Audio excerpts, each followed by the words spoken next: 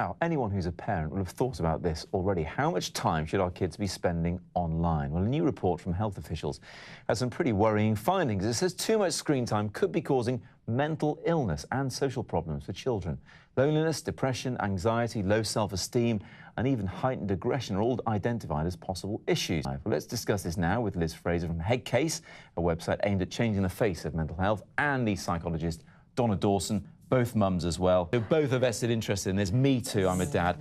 Liz, the report from Public Health England, though, doesn't set any recommendations on how long is healthy. They seem to suggest that more than 4 hours a day is too much, which seems about right. But how should people manage this? How should parents do that? They haven't put a figure on it because you can't, really. I mean, we can't empirically measure at what point it becomes bad for you and at what point it becomes not bad for you. So it's impossible to put a number on it. And I think what we all as a society need to understand is that this is very new, this is a new thing. So we're actually all learning as we go along how this affects us. I mean, you know, a lot of these social networking sites weren't even around 5 or 7 years ago. And I think what parents need to sort of think of in terms of screen time and social networking is think about it like anything else your children do which has a potential risk. You can't stop them doing it always. There are things that we can do within the home, we'll get onto that. So I can't always tell what my teenage daughters are doing when they're outside my house, when they're at school or at a friend's house. What I can do, what we can all do, is educate them and tell them what the negative effects are. And if you're on these social networking sites or on screen a lot, the pressure on your brain, your eyes, your self-esteem, seeing all these wonderful images. We know children are actually feeling worse and worse about themselves. You need to get away from it. So, Donna, it's not just the interaction part. I mean, what about the physical aspect of this, of staring at a screen, a backlit screen, for too long?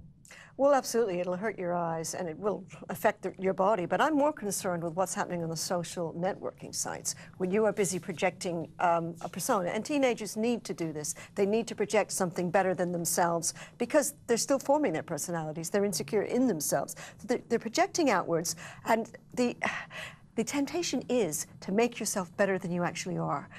It's so easy to do because you're not doing it in person, so there's no embarrassing telltale signs that you're lying. And you can build this persona, you can Photoshop your photos, make yourself look great. The trouble is, once you get into that game, it's all about upmanship.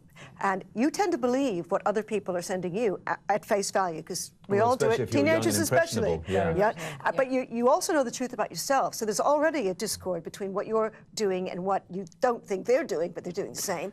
And so you tend to get very anxious about this. And the only place, really, after a while, is down. And what tends to happen is you start getting anxious about the discrepancies, about having to maybe keep lying, to keep competing. And then you get all the other problems associated with that, lack of confidence, depression, and anger, because anger is about kicking back at something you can't control. Here's the thing, Liz, that first mum that Peter talked to there, she had her own mobile in her hand.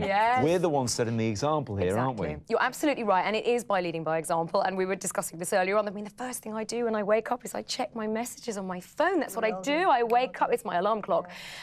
So, you know, what can we do? Okay, so we can take these things away from them at the end of the night. We have a curfew kind of now, so about 8:30 at night, right, everything in. Switch them off, put them away.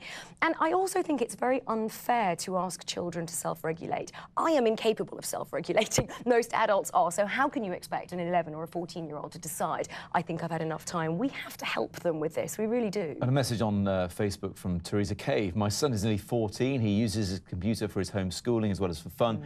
I find it makes him overactive at night if he doesn't turn it off at least 2 hours before bedtime. Donna, more advice along those lines, Well, it please. stimulates the brain. You know, it hits the arousal centers, particularly if you're playing games. You're into kind of, you know, rewarding the pleasure centers of the brain, and also you're getting the adrenaline going.